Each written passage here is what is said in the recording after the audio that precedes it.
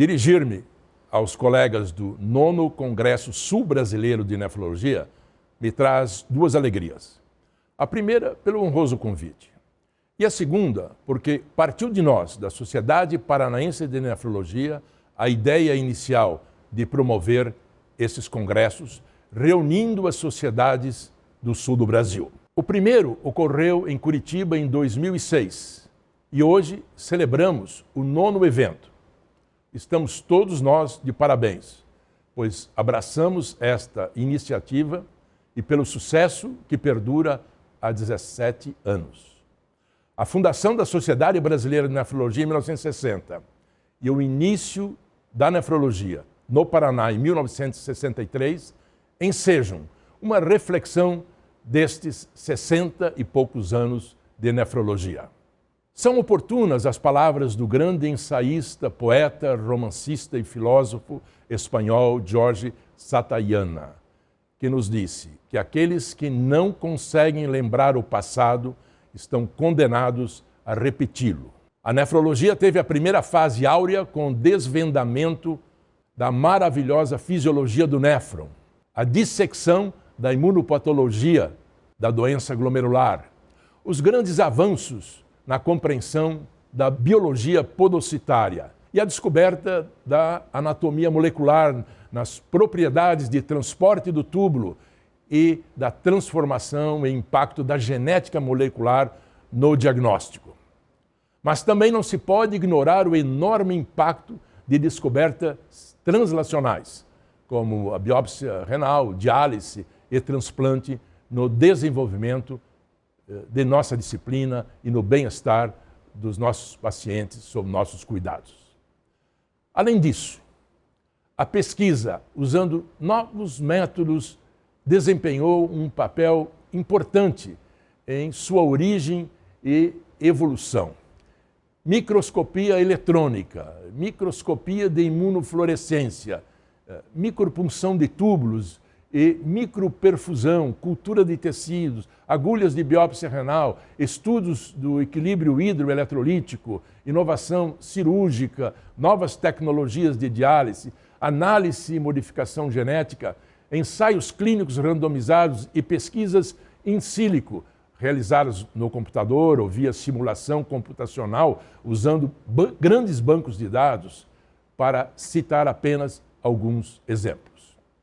Essas descobertas metodológicas e muitas não mencionadas moldaram nossa profissão de maneira crucial. Enquanto deliberamos sobre o futuro da nefrologia, precisamos lembrar essas realizações e como elas influenciaram a especialidade, tornando-a atrativa para cientistas e clínicos de cada nova geração. As perspectivas de pesquisa parecem brilhantes, com novas ferramentas poderosas, como a tecnologia CRISPR-Cas9 para edição de genoma, a transcriptômica, que estuda as moléculas de RNA, que determinam quais os genes serão expressos, imagens sofisticadas, recursos computacionais em expansão, como a inteligência artificial, biologia estrutural, nanotecnologia, modelos animais precisos ou modelos in vitro de doenças humanas novas, entidades biológicas para tratamento de doenças, incluindo terapia para o CAR-T e medicina regenerativa, o rim sintético. Embora possamos e devemos nos orgulhar dos avanços de nossa especialidade, cabe lembrar que nas últimas 2 décadas nosso progresso tem sido sofrível. A participação da nefrologia em ensaios clínicos randomizados, prospectivos, tem sido aquém do desejável. O interesse pela especialidade tem diminuído em vários países, inclusive no Brasil. E nós temos muito de nos orgulhar pelas contribuições da nefrologia no cuidado da saúde de nossos pacientes. Susan Queddy, em sua fala presidencial em 2021, dizia: devemos nos lembrar que fomos a primeira especialidade a substituir a função de um órgão. Nós inventamos a diálise. Nós fomos a primeira especialidade a transplantar com sucesso um órgão. E tivemos a coragem e a audácia de dialisar um paciente no plenário do Congresso americano, a fim de que a diálise fosse financiada pelo governo. Na pandemia de Covid-19, nossa especialidade foi crucial, mais do que qualquer outra especialidade, na proposição de novos meios de terapia renal substitutiva. Lutamos e conseguimos que nossos pacientes imunodeprimidos em diálise e transplantados tivessem acesso prioritário às vacinas de Covid-19. Temos muito do que nos orgulhar, mas muito mais para contribuir para melhor atender nossos pacientes. Embora os inibidores da enzima conversora de angiotensina 2, os bloqueadores do receptor de angiotensina 2, tenham surgido há 2 décadas, há dados, pelo menos nos Estados Unidos, de que 60% a 70% dos pacientes não têm prescrição desses medicamentos. Não temos conhecimento de dados nesse sentido no Brasil. Entre nós temos muito o que fazer. Se não agirmos, se não nos mobilizarmos em prol de nossos pacientes, nós seremos cúmplices da injustiça na saúde. Na injustiça social e nas mortes preveníveis. A única forma de diálise domiciliar financiada pelo SUS é a diálise peritoneal. E, no entanto, a parcela que se beneficia desta modalidade diminui ano a ano no Brasil.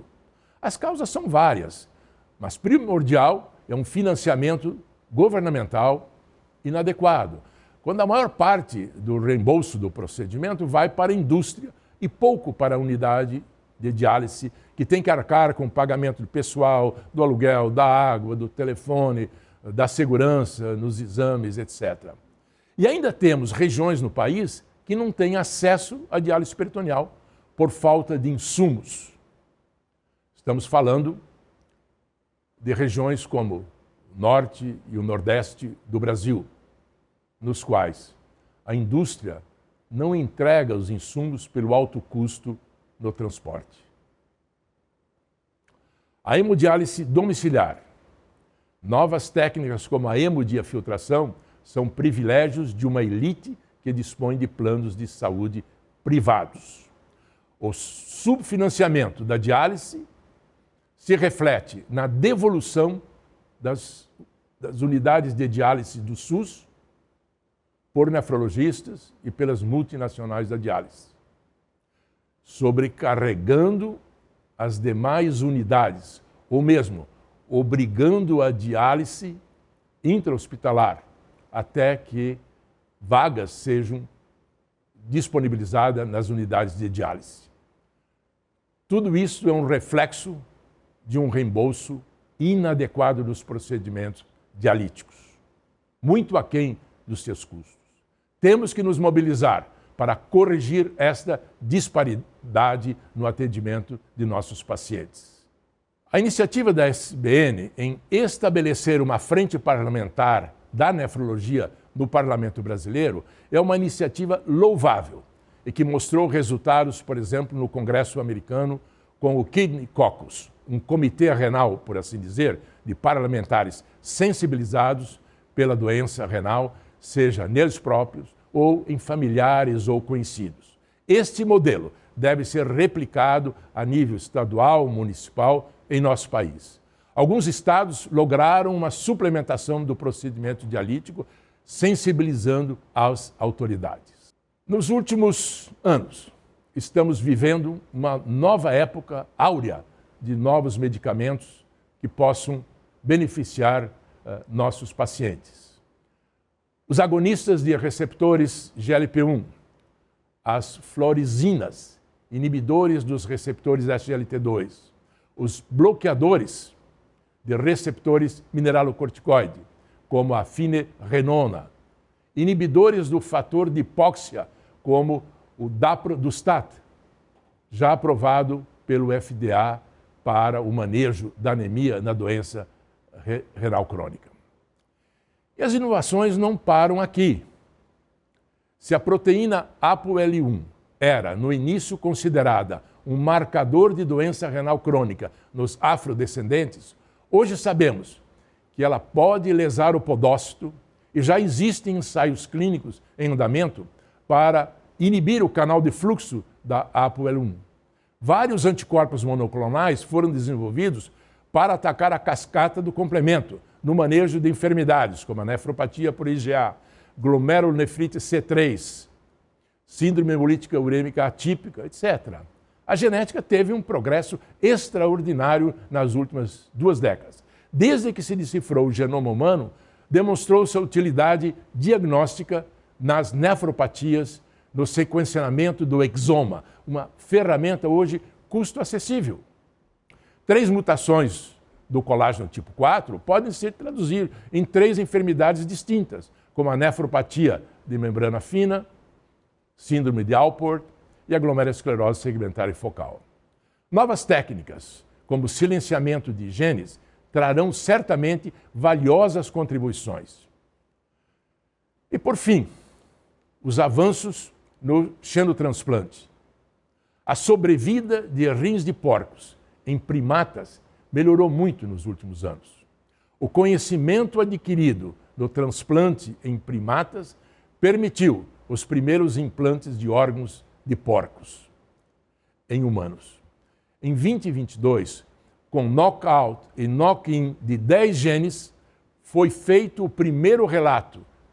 Mais recentemente, em agosto de 2023, um transplante de um rim de porco em um paciente com morte cerebral foi mantido por 7 dias e já há relatos de manutenção por 30 dias.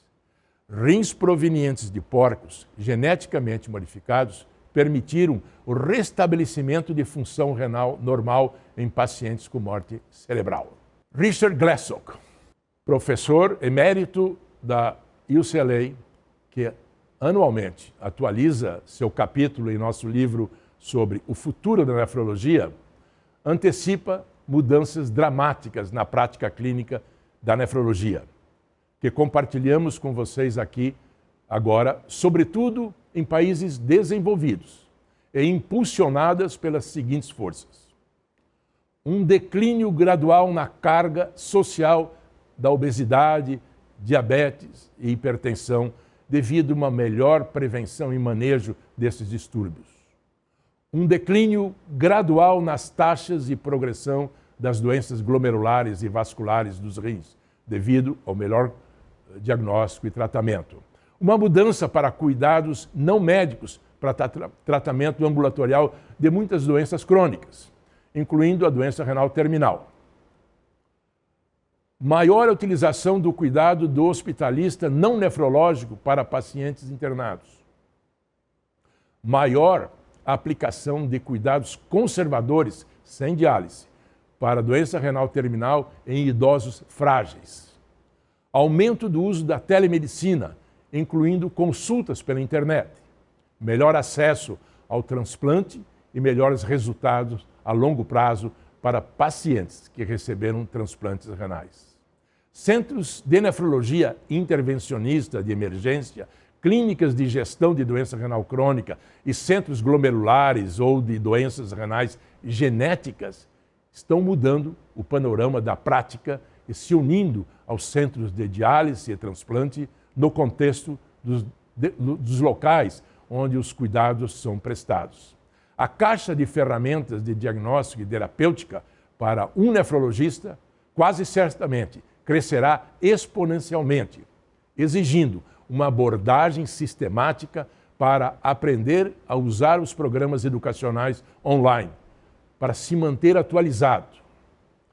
Análise genômica, testes sorológicos avançados, imagens sofisticadas se tornarão uma parte rotineira da prática.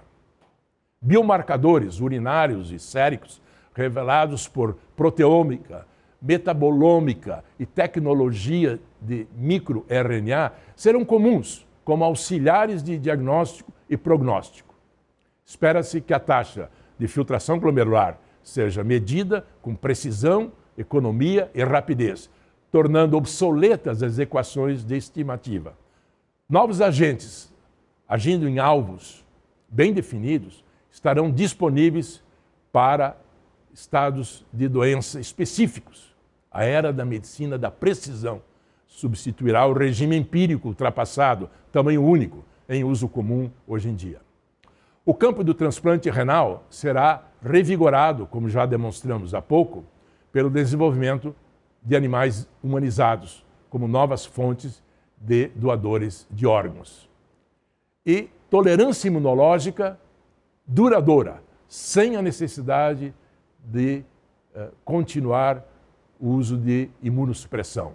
As consultas baseadas na internet, incluindo sessões interativas ao vivo, em tempo real, se tornarão mais predominantes. A mídia social se tornará uma ferramenta proeminente para gerenciamento de casos e educação. O acesso à literatura por telefone celular substituirá os livros didáticos e os jornais impressos. E até é possível que dilemas diagnósticos ou terapêuticos sejam resolvidos por meio de interações eletrônicas com algoritmos de smartphones ativados por voz, produzidos em massa pela indústria de computadores. Alexa, me ajude com este caso, por favor. É um exemplo do que acabamos de citar. O foco do cuidado mudará para a prevenção primária, eliminando terapias ineficazes e indo além das diretrizes na prática clínica para cuidados personalizados, a medicina de precisão. É improvável que triagem, por exemplo, populacional generalizada de indivíduos aparentemente saudáveis diminuam substancialmente a carga de doença renal crônica avançada. Mas essa triagem entre indivíduos com risco aumentado de doença renal crônica, diabéticos, obesos, hipertensos, pessoas com histórico familiar de doença renal e populações indígenas, pode eventualmente provar ser rentável e não prejudicial. Todas estas inovações e perspectivas futuras na melhoria da qualidade de vida de nossos pacientes tornaram a nefrologia ainda mais fascinantes. Devemos assegurar que estes avanços cheguem aos nossos pacientes. Devemos nos envolver politicamente para que não haja discriminação no acesso a essas inovações. Devemos ressaltar para os jovens estudantes de medicina os avanços e inovações da nefrologia, para que abracem a nefrologia como especialidade. Devemos lutar junto às instituições governamentais para as imperfeições no SUS aqui apontadas sejam corrigidas. Não podemos nos acomodar. Já dizia Martin Luther King, a verdadeira medida de uma pessoa não é onde ela se posiciona em momentos de conforto e conveniência, mas onde ela se posiciona em tempos de desafio e controvérsia. Tenham todos um bom congresso. Muito obrigado.